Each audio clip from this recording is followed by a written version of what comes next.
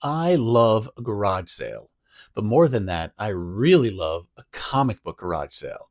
And even more than that, I love a comic book garage sale where every comic is just $1. Check it out. Hey everyone, and welcome.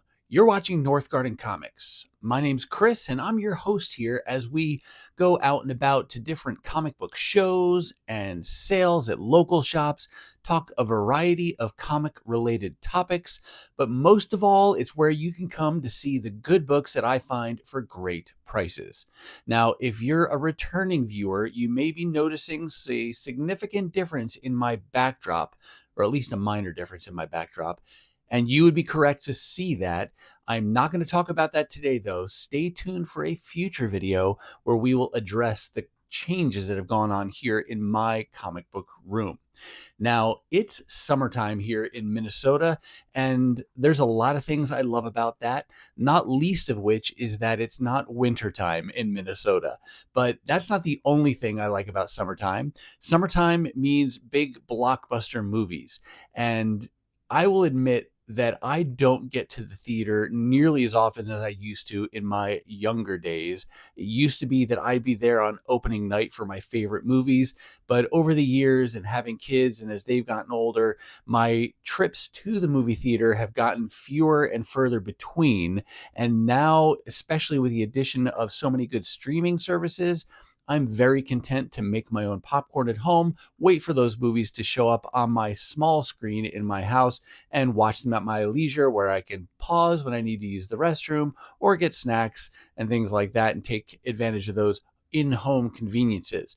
But that being said, this summer, 2025, was a summer pretty heavy on the superhero comic related movie genre. And so I couldn't stay away from the theater. And I am happy to say that I have now seen both the Superman and the Fantastic Four First Steps films in theater. And I am really happy to say that I loved both of them. I'm not going to give you any spoilers, but just to say that Superman I found to be refreshing and true to the heart of the character. And then for Fantastic Four, equally so, I loved the world that they created for that team and thought that the depictions of those characters, both as individuals and then ultimately, and even more importantly, as a team and as a family, were really spot on. And I think if Stan and Jack could have seen that, my guess is that they would have been pleased with that adaptation. And so if you're a fan of either Superman or the Fantastic Four, strongly encourage you to check out those movies. And I had a great time. So loved everything about both of those. If I had to choose a favorite, I went in rooting for Superman to be the best because I just feel like as the first superhero, he should have a really high place in the movie rankings. And so I'm glad his movie did well. But in the end, probably because Fantastic Four is one of my favorite teams and I followed them more closely and read a lot more of their material, I gotta say, I just thought it was, no pun intended, fantastic. And so, again, all positive things to say about both of those movies. Check them out if you get the opportunity. But summer's not just about movies and not just about warm weather. It's about garage sales. And that's getting more to the topic I want to share with you today because the haul I have comes from a garage sale. Now, your typical garage sales, at least for me, are very hit or miss, more so miss than hit when it comes to finding comic books. Because most of the times I'm at the garage sales, my wife and I go together, and it's usually the case that I don't see any comic books and I have to ask. And only sometimes when I ask, do they actually have something to sell? But sometimes you get special occasions where it's a completely comic related garage sale. Typically, those are sales hosted by vendors who are people who are already buying and selling comic books, not so much your brick and mortar store owners because they've got a space to sell their comics. These are more your vendors that I see at the local shows here, and sometimes they will host sales out of their garage. And it's a great opportunity to buy comics, A, because there's great inventory. It's usually a huge selection to pull from, but then also because the pricing is usually spot on for these comic book garage sales. I'm guessing that these vendors see this as an opportunity to move a large quantity of books in a relatively short period of time.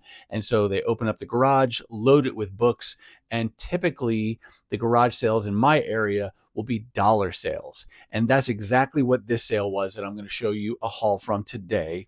The seller's name is Mark, and if he has kind of a business name that he sells under at the shows, I don't know it. So forgive me, Mark, if you see this video, you can comment and let us know down below the name of your kind of storefront when you sell at shows and things. But I just know him as Mark, and he was doing a garage sale. Everything at the garage sale was just $1 a piece, and he had bought some collections and wanted to move some bulk. And so he held a one-day garage sale for like 6 hours, 9 to 3. And I think everyone had a good time there. And a lot of books went out his door and made their way into personal collections. And for this particular occasion, I did wait a little while, went a couple hours after the start of the sale. And so while I was there were probably only 2 or 3 other people going through the boxes. And I got a stack probably of just over 20 comics to be able to show you today. So let's go ahead and dive into this haul. We're going to start off here with a couple Fantastic Four related issues. These both come from a reprint series that I am working on. This is Marvel's Greatest Comics. Here is issue number 23. This is actually the first issue in this run to bear the title Marvel's Greatest Comics. The first 22 issues in this series were actually called Marvel Collector's Item Classics, and some of them were Fantastic Four reprints. Some of them, especially earlier on, were reprints of a variety of titles. It might have been up to like 4 different issues and stories from them. All of them, though, coming from the Silver Age, and I'm trying to get any of them, especially the lower numbers, as I can find them. The higher numbers, I'm still kind of on the fence as to whether I'll go the full volume. I think ultimately it went 94 or 96 issues, something like that. I try to focus on the lower numbered issues when I can find them. So to find the first issue that has this title on it, that was very fun for me, especially because it's just $1. This is actually an upgrade copy for me. I did have one of these already, but my first copy that I had found, which I bought just because I found it, was kind of drawn on with some pen ink and things like that, and had more damage to it as well. So to find this for $1 and then bring it home, compare it, it was kind of a no-brainer. I knew it would be an upgrade copy. It's still not in great condition, but I don't expect it to be. This is still a relatively early reprint of even earlier Silver Age stories. I think, I don't know if this 25 center was still in the 60s or if we've dipped into the 70s at this point, but either way, really happy to fill in these lower numbered issues. I'm trying to show it to you the right way. Sorry for the glare. I've already put this in Mylar, so I got to hold it at a pretty extreme angle so you don't get just the reflection there, but really happy to have found that one. And then I also found a copy of issue number 34. So a little bit higher number, but still really cool cover, and happy to get these early Fantastic Four stories reprinted. Next, we're going to move to Captain America. Not a volume I'm trying to complete comprehensively, but another one where if I find lower numbered issues, I'm going to go for those. And this is now the second lowest number from this first volume that I own. This is Captain America, issue number 167. Doesn't sound like a real low number, but remember, Captain America's first ongoing volume from the Silver Age started with issue 100. So this is really like issue 68, I guess is what this would be the equivalent of. So that's still pretty low numbered. It's in kind of roughish shape, but again, for the number that it is, I'll go ahead and take it. It's complete. It's not really torn up. The cover is fully attached and everything. And I love this era where you've got the Captain America and Falcon in the title. And this is before even the return of Jack Kirby to the volume, which started in issue 193 or something like that. But always fun to pick up these earlier Captain America issues when I can find them for cheap. Now let's fast forward many years to some very modern comics. These are like the early 2000s, the 2000s. I am a huge Transformers fan, and so I'm always looking for Transformers issues, whether it's filling in holes that I might still have in my collection or finding variant covers to issues that I already have, but like to have as complete a collection as possible. Now, this era of Transformers has some very confusing limited series to try to track down. And man, I'd looked it up again before starting filming this haul, and it's still a little fuzzy to me. And so I'm not going to try to explain it all right now. A, because I'll get it wrong, and B, because I don't want to bore you. But it does make me really thankful for my CLZ app, because that's really the only way that I keep these limited series straight in my mind, is to be able to reference that and make sure I don't already have it and avoid buying duplicates, and then understand which volume the issue that I found goes with. Because yeah, it's just hard for me to just pick one up and look at it and know where it is. The first one here, and these are not in any particular order. Actually, maybe I'll end with that one. This is from G.I. Joe versus the Transformers 2. This is issue number 1. It's the C cover, and it is a wraparound. Whoops, that you can see here. This was probably a 2 or 4 issue limited series, something like that. This was done by Devil's Due. And what I can tell you, I think with pretty high level of confidence, is that at this time in the 2000s, first Dreamwave had the license to Transformers, and then eventually IDW. Image may have had a little stint in there, but Devil's Due had the license to do G.I. Joe.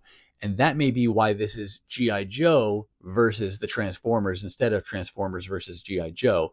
And that's why Devil's Due was publishing this. I don't know that there's any continuity connection between the ones that Devil's Due did and the ones that Dreamwave did or Image. But I'm still trying to get them all. And then maybe once I have all of them, I can figure out the order in which I need to read them and see what's connected and what's not.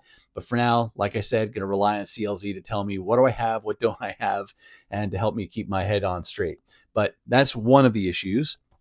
And this was the fact that I got like 3 Transformers related issues, that's pretty significant for a sale like this, because I don't see these very often. This next one, also G.I. Joe versus Transformers, might have been the first volume then, because there's no little Roman numeral 2 on the title of this one. But this is a number 2 of 2 limited series called Black Horizon. And it's a cool cover with Bludgeon on there. Thought that was very cool. I'd never seen that one before. Ignore the $2. Everything here, like I said, was just $1.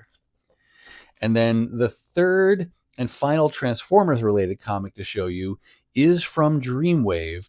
And I'm pretty sure this was meant to go longer than just the one issue, but Dreamwave went bankrupt there in the 2003 or 4 kind of time frame.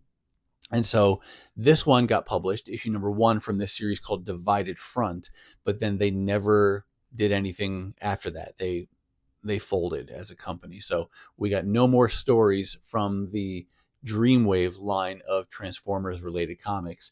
And you'll see this one is titled Transformers G.I. Joe. Again, I think because Dreamwave had the license to Transformers at the time. But very, very happy to get those 3 issues from that kind of fuzzy, vague time of Transformers related comics.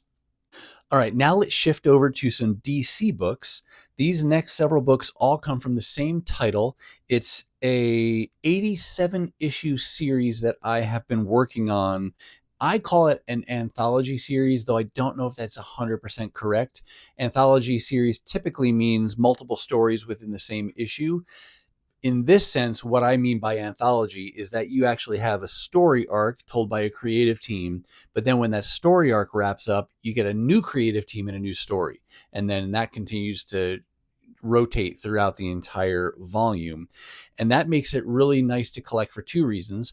One, I can go kind of story arc by story arc, or at least go as in order as possible. And then what that does is it allows me to be able to read it as I collect it. So I don't have to wait to get the whole volume and then read it all at once. And so this volume that I'm talking about is Superman, Batman. Again, ran for 87 issues and picked up 4 or 5 issues from the volume and filling in kind of the lowest numbered issues first. Starting here with number 31, so that's the lowest issue that I needed. And then jumping ahead to issue number 46, then 47, and then 48. And lastly, number 49. So some good progress on Superman, Batman.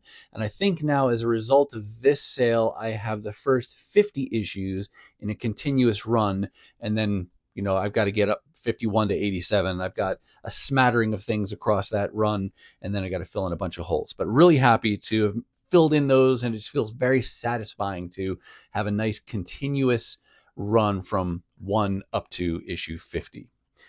Now we'll go back to the Bronze Age again. Sorry if I'm giving you whiplash, but this is Marvel Team Up number 77. Not a volume I'm trying to collect, but when I see it, I love to look for either lower numbered issues or team ups with characters that I like. In this case, he's teaming up with Carol Danvers, and I like to collect anything she's in. And so I grabbed this issue.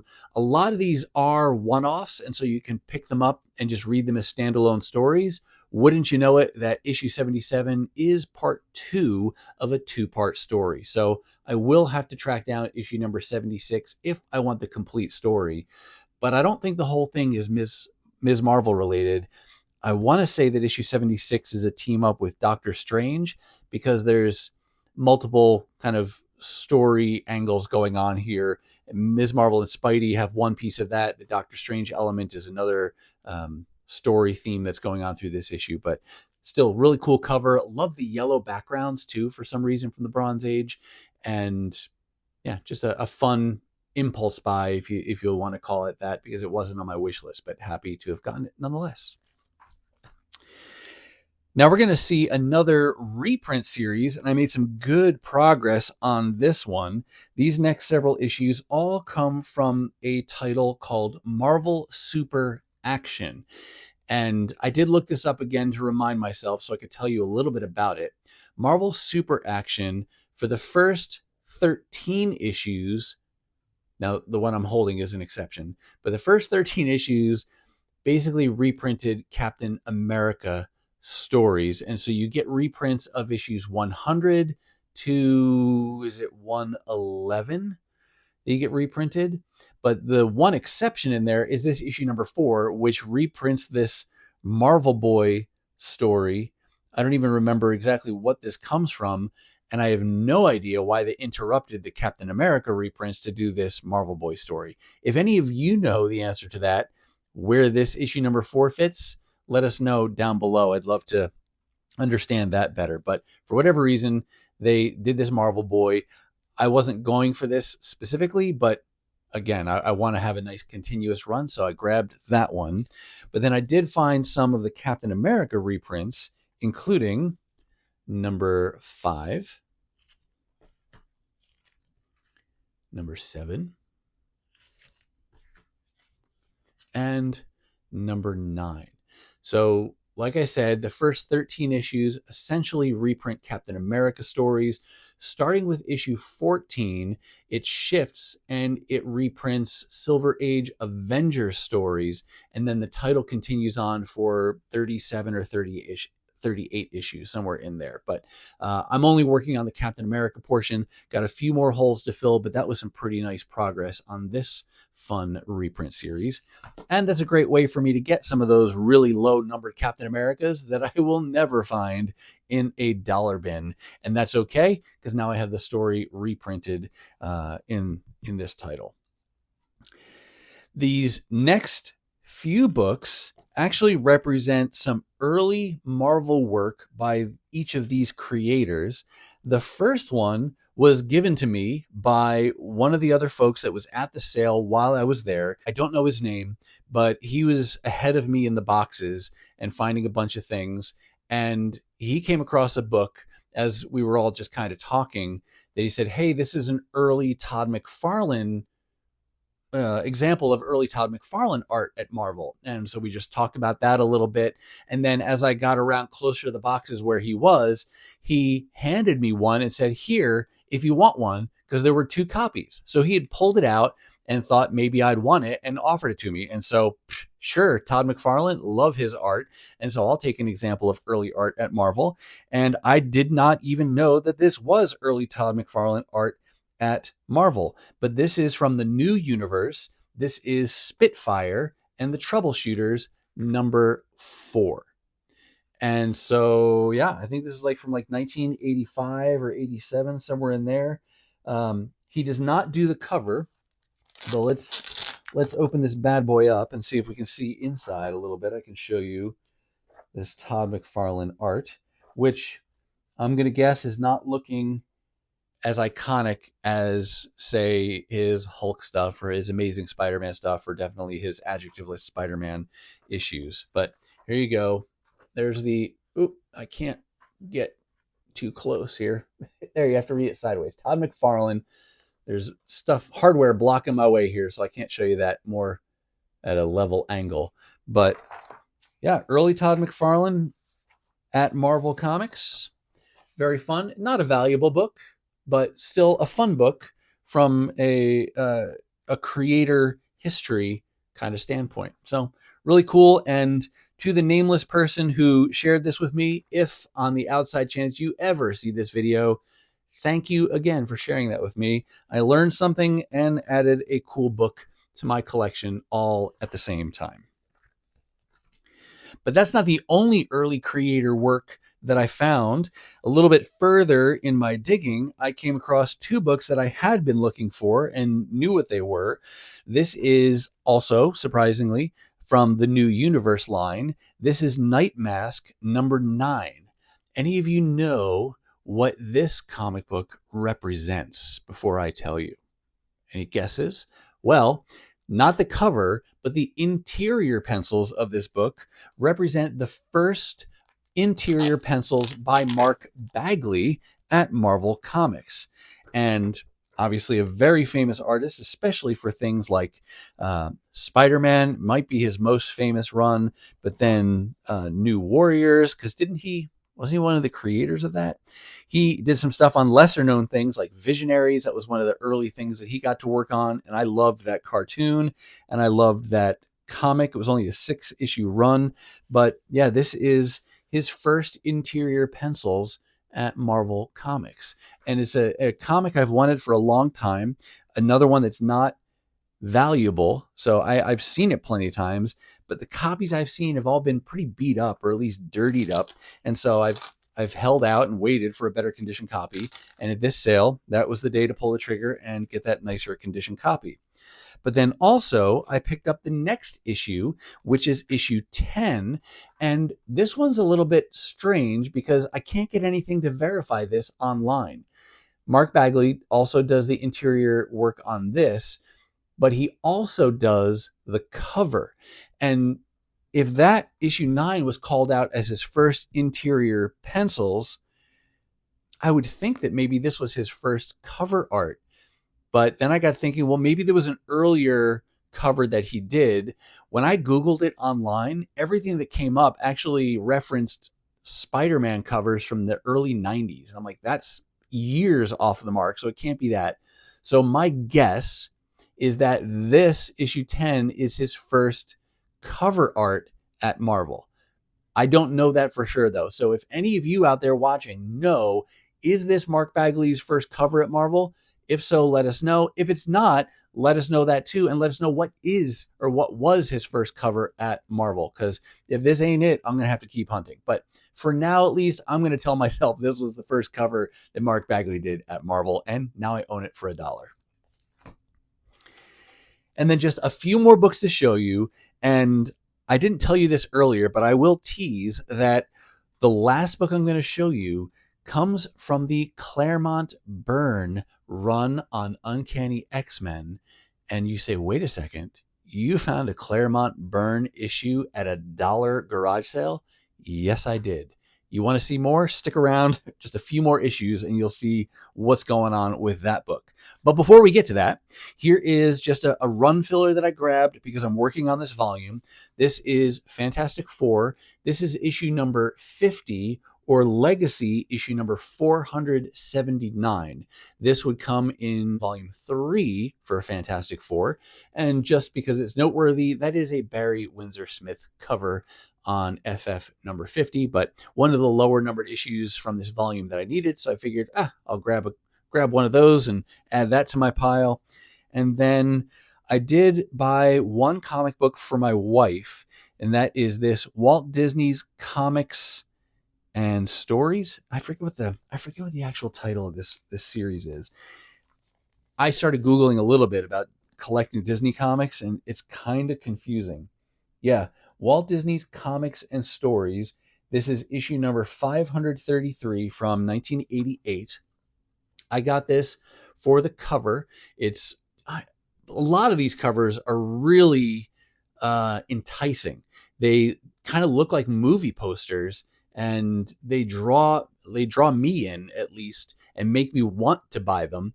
And even though I don't really love reading these comics, they're all ages comics, and they're fine, but they're not exactly, riveting stories and things like that. But the art on the covers alone is enough to kind of tempt me to want to collect these. That feels like a large commitment to start collecting Disney comics, whether it's this one or the Uncle Scrooge or the Donald Duck. There's a few different kind of main titles from Disney. I'm sure there are those of you out there who are, easily way more experts on this than I am, because I've just dabbled a little bit reading online and just been blown away by the sheer volume of information there is out there. But nevertheless, I got this for my wife, not because she's a Disney comic collector, but really because she's a big deer collector, specifically laying down deer. And though I don't know that Bambi is purposefully laying down, he probably just fell on the ice, but nevertheless, he's laying down. And so that fit the bill for my wife's criteria for collecting deer, a laying down deer. And like I said, too, the cover is just really cool. And so I picked that up for her. Will I start collecting more of Walt Disney's Comics and Stories? Who knows? The future alone knows the answer to that one. For now, it's just going to be that one, because there's a lot of other things I want to collect, and to start trying to get like 1,000 issue comic volume, that's just daunting. 2 more issues to go, though. This one here, the penultimate issue to show you, is the last issue I needed from a limited series. And it's the last issue in the limited series, so now I can read the whole thing and have the complete story. This is Avengers Prime, number 5 of 5, written by Brian Michael Bendis, and pencils here by Alan Davis. I don't remember why I started getting this. I think I just found some of the issues for cheap one time and figured, they're cheap. I like the artist, I like the writer, I like the 3 main characters there, so sure, I'll go for it. I really don't know a lot about what's going on in the story, other than it takes place after the Siege event, and that's when you had Norman Osborn and his Dark Avengers, and it's a period of the Avengers that I didn't really track, but I think that whole period is when the Avengers had disassembled, and the Dark Avengers were the Avengers, and these 3 heroes were all split up. But then after Siege, they kind of come back together and they're reuniting, but then they wind up, it's really kind of a Thor-based story, because I think each of them wind up in one of the different realms of, like, Muspelheim, and I don't even remember all the names of the things, but I think they wind up split up that way, and then there's kind of a coming together of all their adventures. But there you go. Long-winded explanation there, but Avengers Prime, number 5 of 5. I have not been able to find this issue for many months now since I found the first 4, so really happy to finally complete that limited series, and now I can give the whole thing a read. Well, now the time has come, though I didn't tease it till far into the video, so I'm sure a lot of people dropped off and never even heard the teaser. But for those of you who've been hanging around and wanting to see what this final issue was, I do have one more comic to show you, and it does, in fact, come from the Claremont Byrne era of Uncanny X-Men. And in one of my recent videos, I showed you 5 or 6 issues that I recently purchased from a friend of mine, and they are the most expensive books I have purchased to date. And they helped me to lower the start of my continuous Uncanny X-Men run all the way down to issue number 136. Well, this issue here is even lower than that, and I did get it for just $1. How did I do that, did you say? And what did I find for just $1? I found Uncanny X-Men issue number 127 for $1, and the reason it was $1 is because of that. Coverless.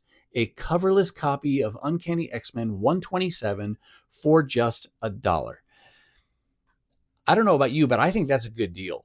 And though I don't want to collect a ton of coverless books, there are older issues like this, and ones older still, that I would happily collect for $1 just to be able to own a complete copy of that complete story, not the cover you need it to actually be called complete, but to own a complete story from a famous issue, a famous story arc, a famous volume, or a famous era like Silver Age or something like that.